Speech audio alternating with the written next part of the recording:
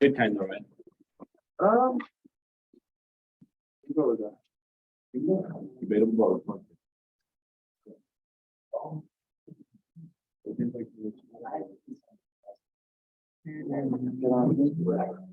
Yeah. Okay. Good morning. Happy Friday. Let's go ahead and get started. So we've got a few new things to cover for today, and then I'm going to be dedicating a big chunk of the time to help you in either working with your partner or working alone on preparing for your interview presentations, which will start next week, and then continue into the following week for May 1st. So just as a quick recap of some of the things that we've talked about last class, we took some time to talk about that interview analysis essay that's due this Sunday. So best of luck as you are wrapping up and working on that. I've had the chance to review a few different rough drafts, also some questions from people who've turned those in. So just a few things that I would recommend kind of taking note of, right? So make sure that you are citing both from the interview and from the book as you're drawing from concepts and ideas, right? Both with in-text and works cited. So a couple people brought up a question, you know, if I'm drawing from my notes and things that we've discussed in class, what should I do? Right. So the things we've been talking about in class, the examples we've been using, those are things that are connected to concepts and ideas shared in the book. So for example, if you were to bring up the idea of an open-ended question, right? That's a great idea that we've been talking about. But the Stewart book is also going to be discussing that too. So you might trace that back to a reference that that's drawing from. I also recommend if you're citing from something like a YouTube video, the Purdue OWL is a great way to look at some of the guidelines and expectations for doing that. Will allow you to use something like a YouTube link effectively to make sure that that's included. What I've seen so far though is looking good and on the right track, and I'll be available for any kind of emergency or last minute questions that you have as you're working on finishing that. We also took some time last class to talk about survey interviews, right? And the overall expectations, formatting, all of that good stuff that goes into doing a good survey interview, right? So these are kind of interviews that typically, right, they're reliable, they're interviews that you can replicate, they're very kind of formally organized. And as we've talked about, right, that doesn't mean that it's all like quantitative data. So good interviews that use the survey method are doing a combination of things. They might be asking open-ended, more qualitative responses that are asking interviewees to share their thoughts, perspectives, and ideas. And then they're using more quantitative things like scaling and numbering as a way of trying to get information because, right, a lot of survey interviews are going to cover a wide population. So as you're working on developing your survey interview questions, you might consider how those combination of question styles will help you to understand the experiences of another student at EOU. We also took some time to talk a little bit about the survey presentation, right? Again, the goal is to understand what it's like to be a student at EOU. So you should think about survey questions that fit into that framework. As on your presentation day, right, I'll be asking you to turn in the script or interviewer guide. That is, as an interviewer, what are the questions that you're asking? Kind of what is the sequence or formatting that you're providing? And then as an interviewee, right, you'll turn in a brief that goes over some of the things that you're bringing in preparation for the interview. For example, if I was asked a question about some of the extracurriculars I do, here's how I would respond, right? So the examples of both of those are available for you to use on Canvas as a template or starting point. I'm also happy to look over those in advance if you would like to send those to me. One other thing to consider, right, is we've talked a little bit about time and timing. In an interview, the clock is your enemy for a couple different reasons. First of all, most interviews have a limited amount of time, so like 6 to 8 minutes. And second of all, oftentimes as an interview progresses, the interviewee starts to get fatigued, right? They start to get asked a lot of questions. The responses are going to be less useful to you. So you're going to want to think about how your questions are fitting in that 6 to 8 minute range. So you might consider a set of questions that you feel like can fit really well in that span of And then just, we talked a little bit about some of the logistics here, right? It's a normal class day. Yes. How many questions typically is in that 6 to 8? Yeah, so that's going to depend on the length of responses to those, right? So if you're asking a lot more open-ended questions, there's a good chance that you're not going to see as much overall. It's also going to depend a little bit on whether you're using the kind of choose your own adventure style, where you're asking like a yes/no question and you have a set of possible questions or probes depending on what their answer looks like. So my advice would be plan for more questions than you actually need to ask, because, you know, at the absolute worst, you might cut a question or two, or you might find if you're asking an open-ended question, the interviewee has already like answered that question, right? Which can happen. So, you know, I would say if you're going for a lot more close-ended, more survey style, like each of those is not going to take very long. It's probably going to take like 20-ish seconds if it's pretty fast. So generally, you know, 10 to 12 for very close-ended. Open-ended, again, there's a lot of variation. That might be more like 5 to 7 questions. So I would say kind of balancing that out, that might look like somewhere around 8 to 10 if you're using a combination of open and close-ended. But again, you can include more than that based on possible probes, follow-ups, options for the direction of the interview that you might use. Okay. So good question. Any other questions? Yes. Do you want the interview guide to be printed and turned in, or is it? Sure. So you can submit it on Canvas or email it to me. One thing I recommend is that you print out a copy for yourself. That way you have it for your own reference, right? You don't need to hand me a printed copy, but it can be useful just to have it, especially if, like, you know, tech issues happen if you're trying to use a device for that. So after class today, I will post the like space where you can upload that as well, and you can email that to me. Good question. Anything else? Again, I feel like, you know, as you go into the first day of interviews, there's a little bit of like adjustment into what that's going to look like, but we'll have several days in class where we do this, and I think it'll start to feel, you know, really comfortable. You know, if you're not the person who's participating in the interview that day, it's still a great chance for us to see how these kinds of interviews work, to understand that process. And, you know, we'll learn a lot of different things from how people use interviewing from that example. So I do want to go over just a few other things to know about survey interviews, including some of the challenges, the ways that we can develop and evaluate responses. And again, I'll turn it over after that to giving you time to work on your preparation for that activity. So one of the big things that we can think about here is when we are asking quantitative questions. So we were asking questions in which there is generally a direct response that we get to generalize and aggregate into overall data, right? There are a few different ways that we can ask those types of questions. I mentioned last class the idea of like a question scale that's asking, you know, if you were asked, is homelessness a major crisis in the state of Oregon? Would your response be strongly disagree, disagree, neutral, strongly agree, or agree, right? That type of scale is what's known as an interval scale, where you're asking kind of in the spectrum of possibilities, where does somebody fall, right? And they might be ranked like 1 to 5, right? On a scale of 1 to 10, 1 being very challenging, 10 being not at all challenging, right? How do you feel about this exam?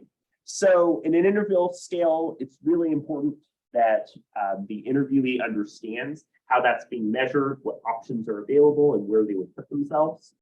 So interval scale can be useful when you're trying to get an understanding of people's opinions and how strongly they feel about given topics or issues. So secondarily, we have a frequency interval scale, right? One of the ways you most commonly hear this in a survey is to say, like, in the average week, how often would you typically order fast food, right? This is not necessarily going to be entirely accurate. It's a report that's based on, somebody's own kind of recollection and opinion, but this is one that we can commonly see in order to get information. Oftentimes, this is useful in a screening type of interview. For example, like if you're watching a video on YouTube, sometimes they'll have the Google thing where they ask you to complete a survey question before they let you watch the video. And a lot of times those will be like, how often have you seen this advertisement, right? Or how often do you do this? So frequency interval, letting people assign a number, which can be really good, right? If you're like a fast food company and you're trying to understand people's habits, somebody says that they never order fast food, well, that might be a way to screen them out of the interview. Numerical interval. So the way that this type of question works is you have different blocks or categories, and based on those blocks or categories, you're asking somebody to fit themselves in one of those groupings, right? You're going to want to think about why you have those groupings. One that we commonly see is in regards to age. So for example, maybe somebody is 18 to 27, 28 to 36, and so on. So an example here might be like income range, right? So what income range is this person? And this can be really useful because if you're just asking people to say what their income is, there's probably a lot of variation in what their income might look like year to year. And they might be reluctant to just like share what their income is. So like if they made $51,000 a year, they're a lot more comfortable putting themselves in this bracket than to just say what their income is. And this data is a lot easier for you to kind of generalize. If you had all these different numbers of income levels, that'd be a lot more challenging to try to map out than to just say, well, we had 5 participants in this bracket, 3 participants in this bracket, and so on. So nominal scales give people a set of choices, and they ask people to make a choice from those different options. And those choices are mutually exclusive, right? So among these options, what is the one that you're choosing? Good example of this is voting, right? If you were asked to vote for a candidate, right, you submit your ballot, and you've got a selection of options, you only vote in one of those options. So that can be a really good way of really definitively getting somebody's opinion or perspective on a topic. We also have what's known as an ordinal scale, right? An ordinal scale is typically asking people to rank options in relationship to each other. So for example, some states have adopted what's known as a ranked choice voting system. This has been used in states such as Alaska, right? The idea here is that in ranked choice, it's not just you voting for your preferred candidate, rather it's also you voting for your number 1 choice, your number 2 choice, your number 3 choice, etc. Right? The way that that oftentimes plays out is sometimes in voting, right? They pick the top 2 candidates, and then like people will like get weighted votes based off of if you were not in the top 2, but one of the other choices was ranked. So for example, like say there were 3 candidates, candidate C is not a top candidate, but people who voted for candidate C also voted for candidate A. So candidate A gets more support. So a lot of different ways we see this play out. And then we have the Bogardus distance scale. So this is an interesting way of asking questions that essentially starts broadly and then gets more specific over time. So one example of this that's used in the book is to describe, how do you feel about injection sites nationally, right? What is your general opinion? What is your opinion about the use of safe injection sites in the state of Oregon? What is your opinion about the use of those sites in LaGrange? Because in a lot of topics that can be controversial, sometimes people are more okay with something at a larger scale than they are knowing that that is in their community. Again, we see this a lot discussed in the state with regard to home/house listings. So as you're thinking about and structuring your questions, including questions that might be a little bit more quantitative, I want you to think about how one of these types of scales might be used to guide your responses to those questions a bit more too. When you're doing a survey interview, right? One of the things to think about here is the target population. In other words, if you're working for a company, right, you're trying to receive information about a population or group. If you're doing polling, here at EOU, right, you're representing EOU students. What is the target population that you're really trying to capture here, right? And how do you develop a sample, right, a selection from that larger population that reflects that accurately? If you've taken a course related to quantitative methods and research, the idea of sampling, including representative sampling, probably makes a lot of sense to you, right? This idea here is that when you're doing research, say you're asked to poll the United States about like the approval ratings of a president. That's not something that you're going to get by literally polling everybody in the world, right? If you did that, that would be so much time, money, and resources, and you would not get the results that you wanted. So what do people do, right? They sample, they pick a small set that they believe will represent that larger population accurately. And there's a lot of different ways that they can do that. They might take a larger population and randomly select a group from that larger population. They can also use like a skip interval. So say they have like a list of 200 people and they pick every 5th person to interview. They can also do what's called stratified random. So this is one that's meant to control for demographics. So for example, maybe you're interested in the topic of schools in the United States, right? And you recognize that, you know, disproportionately, there has been a lack of funding and support for schools among students of color. So as a result of that, your survey wants to make sure that at least 25 of its respondents are people of color. So you might use stratified random, where you're randomly selecting, but you're selecting in accordance with demographics and population that ensures that a certain amount of a certain population are being represented. Sample points. So I want to share an example of this, of Macomb County. That's sometimes where you pick a location that specifically represents the broader issue. And then some of the less reliable formats are what's known as self-selection, in which somebody opts to or volunteers to participate in an interview, right? It's entirely based on somebody's own decision to be involved.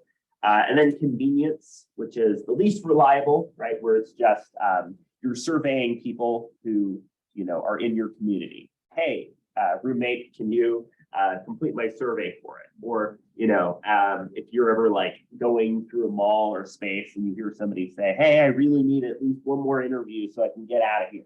Can you please participate in this interview, right? That's convenience sampling.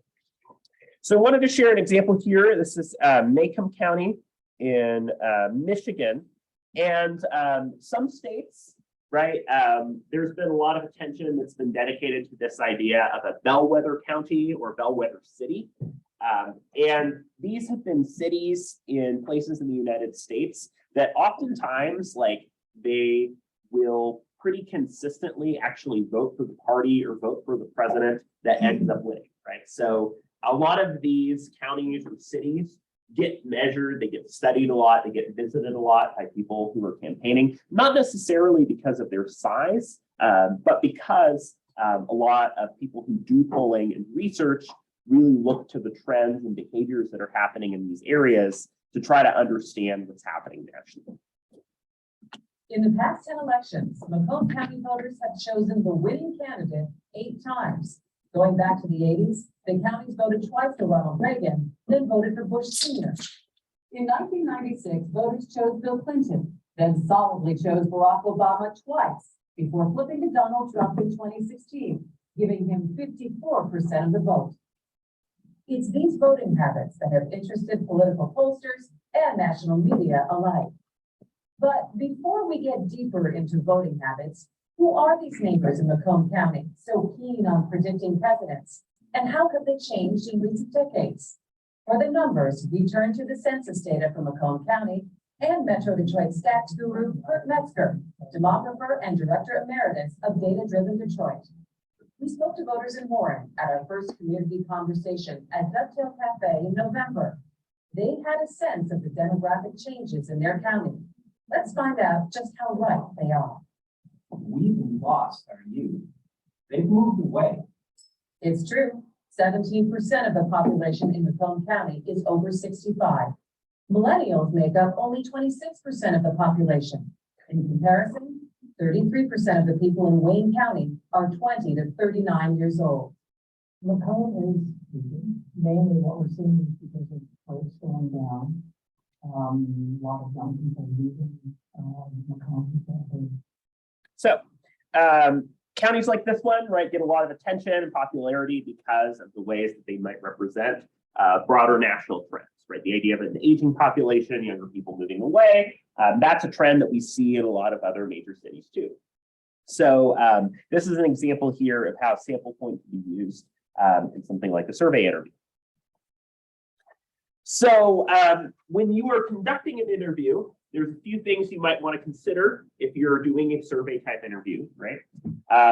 One thing, if you're working for a company, group, organization that has a larger population, you might be thinking about the number of people doing interviews that you need, right? If you're a large company or group and you're trying to gather like a lot of data, generally speaking, these are going to need a lot of interviewers who are trained, qualified, and have expertise in that area, right? Asking somebody to do a good interview is not just making sure that they follow the script and that they ask the questions that need to be asked. It's about how you can utilize things like follow-up questions, how you can probe and get more data and information as you need it, right? How you're able to appeal to the interests and concerns that people have. Also considering the personal characteristics, somebody's ability to communicate non-verbally, their ability to show enthusiasm, engagement, and interest in the topic. Those are all things that are important for developing good skills as an interviewer too. Right? If somebody goes in, they're just like asking you a set of questions following a script, that can be a reason that people don't want to participate. It feels very detached. So when you do a survey interview, right, one thing that I'll be giving you the opportunity to do just a little bit here is the idea of pre-testing, right? So one of the best ways to develop a good survey is to test your questions in advance with an audience who, is not necessarily the audience that's gathering the data, but the audience that helps you to figure out if you've got good questions and helps you to modify those questions.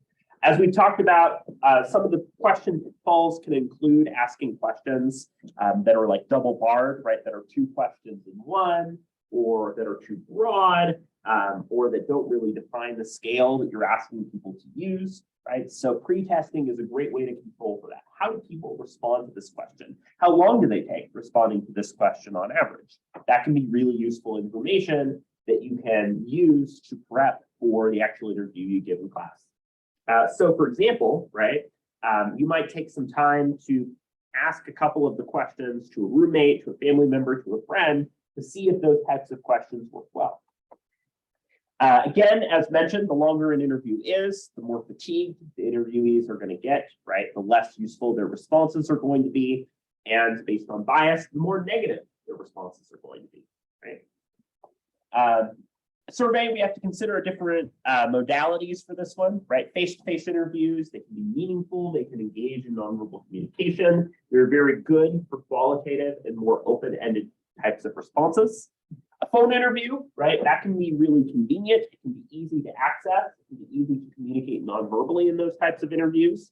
But a phone interview can also be obnoxious. It can use a lot of people's time. And sometimes people will like exit the phone interview ahead of time.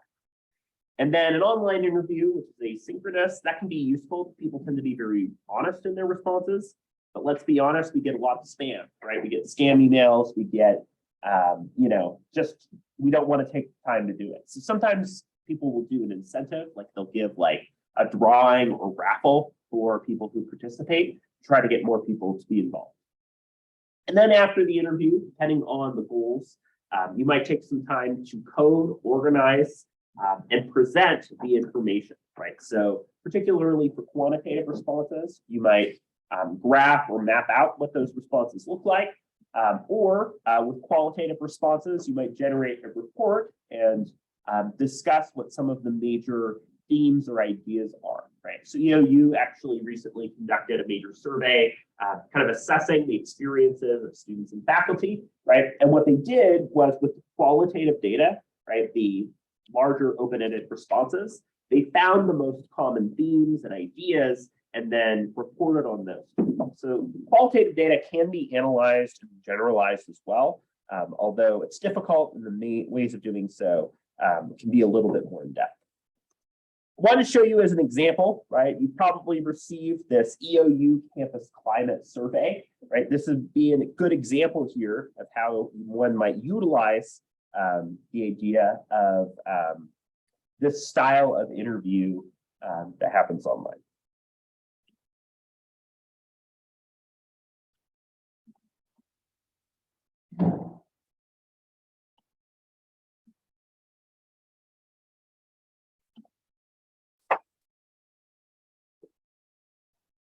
So, right, if we think about some of the style and formatting we've talked about in class, right, this survey, right, is opening up very clearly. It's providing a description, first of all. It's providing an overview of why the survey is being conducted. It's explaining the population and purpose. It also, a lot of times, a good survey interview is going to tell people time. People know this is not like a big hour-long survey to complete. People are going to be a lot more primed to respond and to engage, right? There's an explanation of how data is being used, right? It says it's designed to inform and support policies, but it's not designed to target or investigate specific individuals, which might mean that people are more comfortable participating in some of those things, right? And look, we've got some of the exact scaling that we were talking about here, right?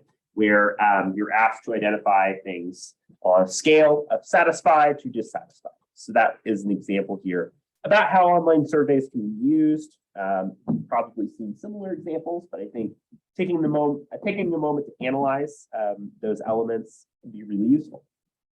If you have or are looking to complete that style of survey, taking a look at it in the context of the class is a good idea. As an interviewee, you might consider a few different things. First of all, why are you being interviewed? So one thing that's really useful early on is just to ask questions. Do I want to get into this? How is my data being used? How long is this going to take? Starting the interview by asking some of those questions, if responses aren't given, is crucially important, right? If you are working for a company and you discover that your interview is like being published in a paper and you said some negative things about the company you work for and they got you, right? You might get fired. So you want to make sure that you are checking in advance about how that interview is going to be conducted and what goals they have for them, right? Every time I get like a phone interview that's asking me about my opinions about various candidates, I always make sure that they've got the right district, because they sometimes still think I'm in another part of the state, and the interview is an entire waste of time. Listen carefully, right? And think about what you're being asked before you answer it. What is the type of question or the information that they need from me? Don't be afraid to ask somebody to repeat the question if they're unclear. That can be really important just to make sure that the response is exactly what both parties are looking for, right? And don't be afraid to decline if you don't know or don't have an answer. Interviewers have to leave responses blank if they're unsure about something. So we've got about 20 minutes. So using the remaining time that we have in class, I want you to take the time to chat and work with your survey partnerships. If your partner's not here today, you can also take some time just to work through some of these things on your own. And I want you to, first of all, consider how might you populate the interviewee brief, right? This is an opportunity as an interviewee to prepare some of the content that you might want to share in the interview. So you might take some time to write down a couple points. What do you want to share about yourself as an EOU student? What would be the things, if you were asked a survey interview, that you would want to make sure that you brought up? After that, with your partner, you might practice pre-testing. Like, what would be a couple of interview questions? You might practice asking those questions and see what the responses to those questions look like. If your partner is not here, right, you could send a question or two to your partner or prepare a question or two that you can ask to somebody else as a way of pre-testing as well. And then once you've done that, which I'll ask you to work on individually to turn in for your attendance for today, you're welcome to use the remaining time for any other prep that you need to do for your survey presentation. So I'll give you the opportunity to find and work with your partner or work on your own on these responses. And yeah, let me know if you have any questions as you're working through and preparing for this assignment.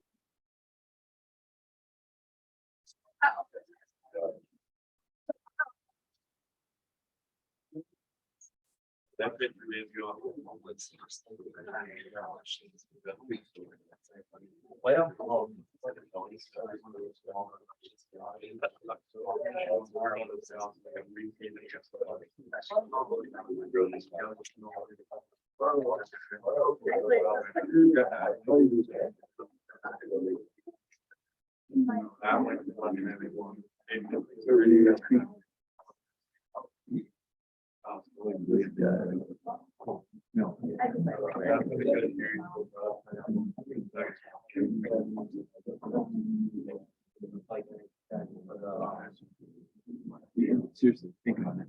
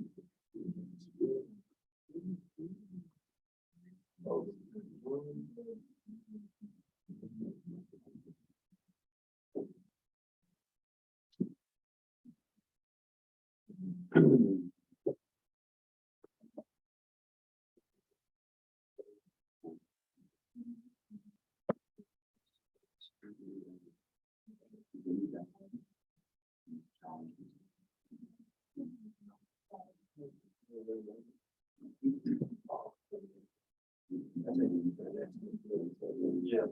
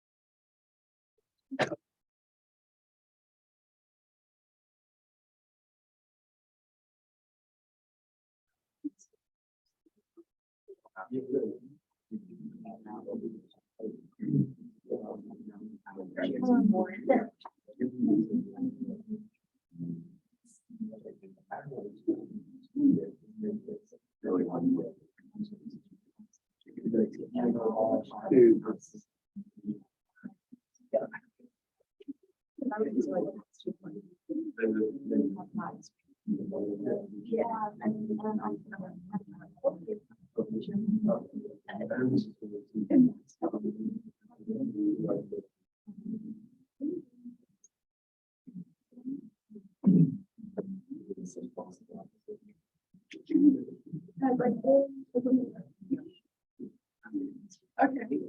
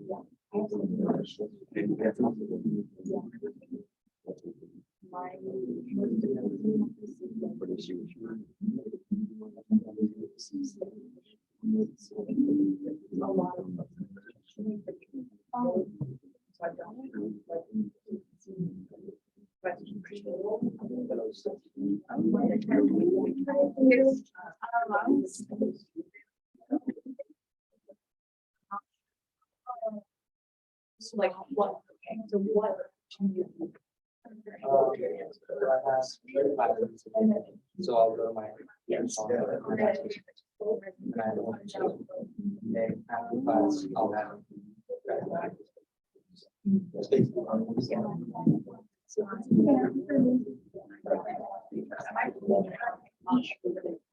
Sorry.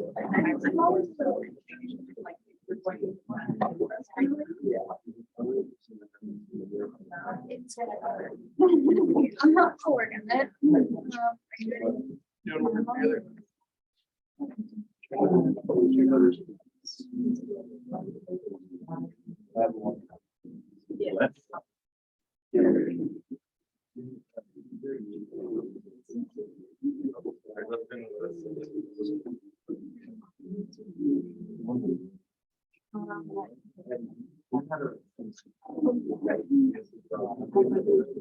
No, I don't. I don't think.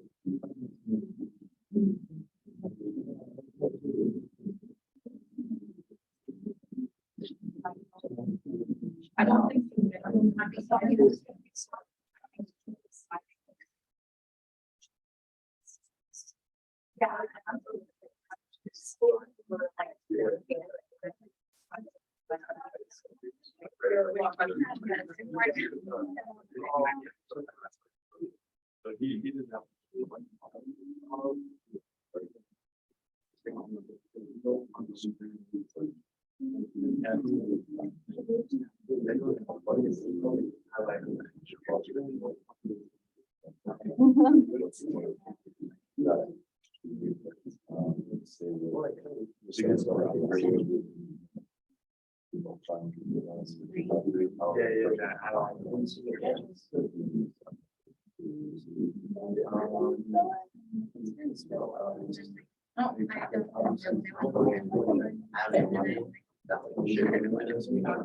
Oh, I just. I'm reading. No way.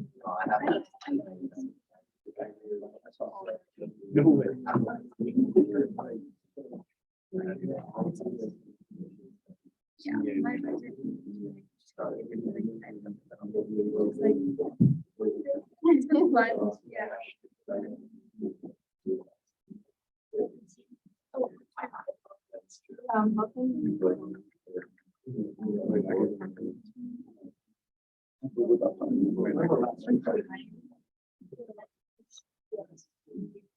Yeah. Like the one where we were.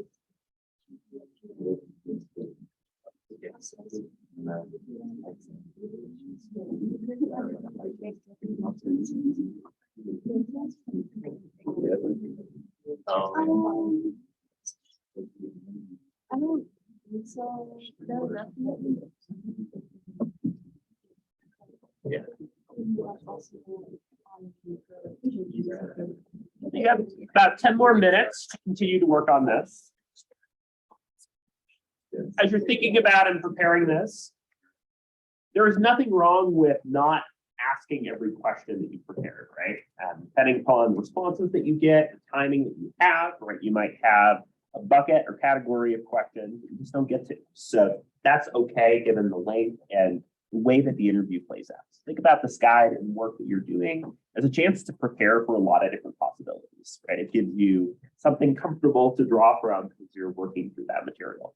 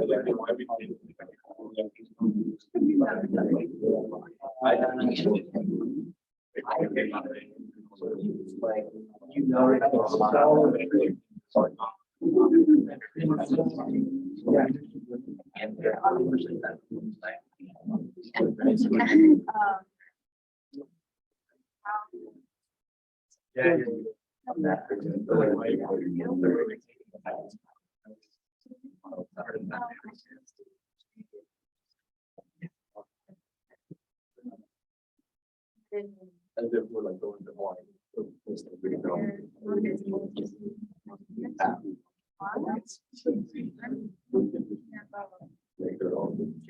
Yeah.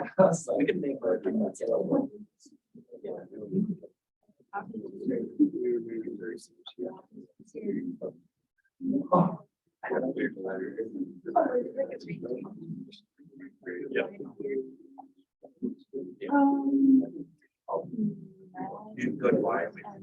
You're welcome to continue to stick around through the end of class in working with your partner or on your own. I'll give you the option if you're feeling good and you're feeling done with your attendance. You can't head out early if you're ready, but you're also welcome to stick around if you would like to continue to work. You don't write anything for number 3. No, number 3 is just a dance.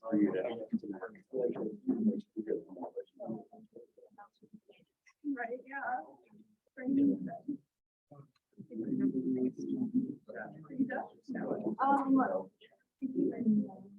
For the island that. Yeah. Are we, Yeah, just some of the things you might add on to 3 and a couple questions that you have.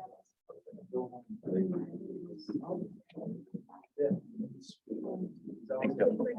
You too.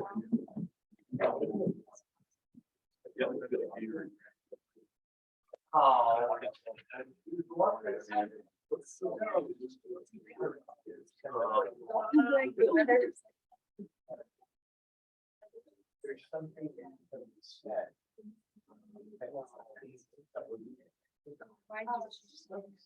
Flatter.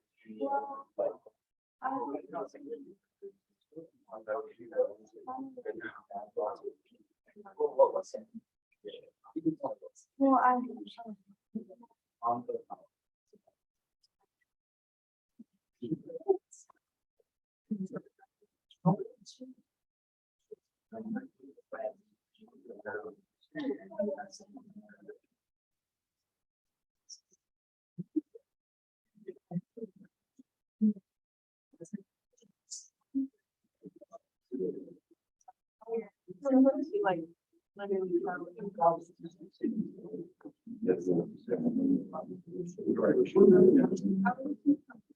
I choose.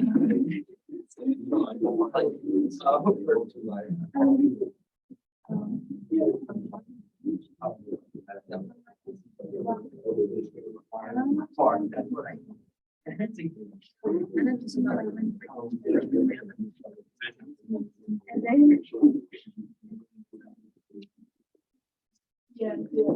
Yeah.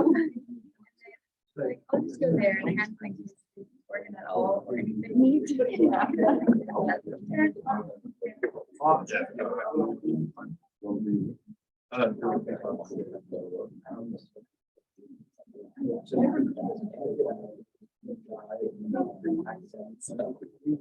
Thanks. Have a good weekend.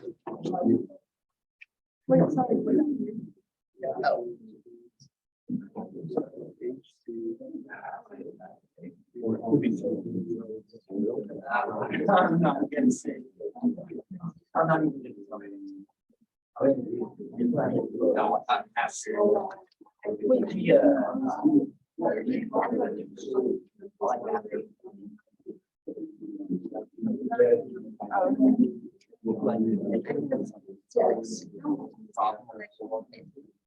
Thanks. Have a good day. Yep.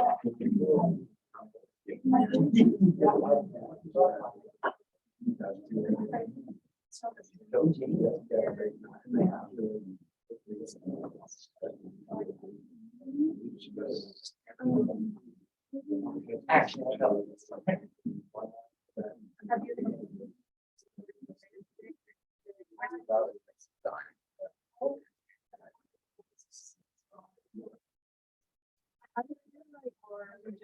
no, you're right. Yeah. I think that was. Yeah,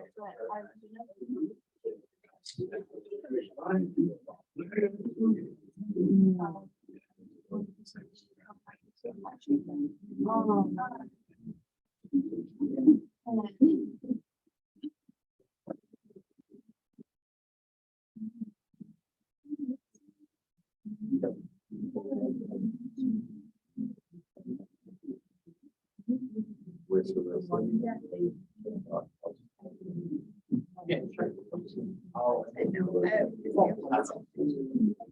Oh, this is great. Okay. That's shock.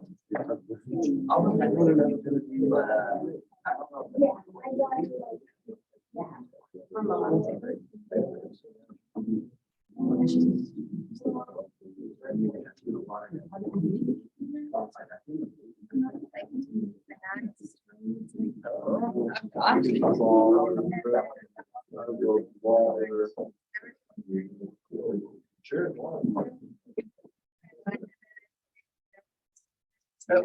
Take a minute to finish up. You might just confirm any contact that you'd like to have with your partner inside of class.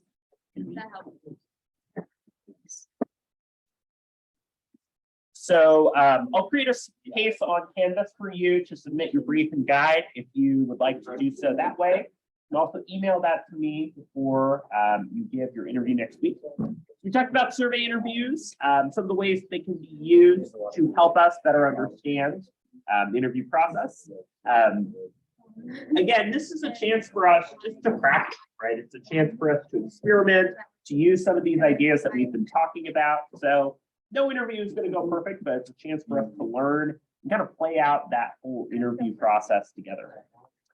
So next class, we have 3 partnerships that will be giving the survey interviews, right? So we'll go down the line, we'll have, Natanya interview Angela, and Angela interview Natanya, and then we'll go down the partnership list that way. So have a great weekend.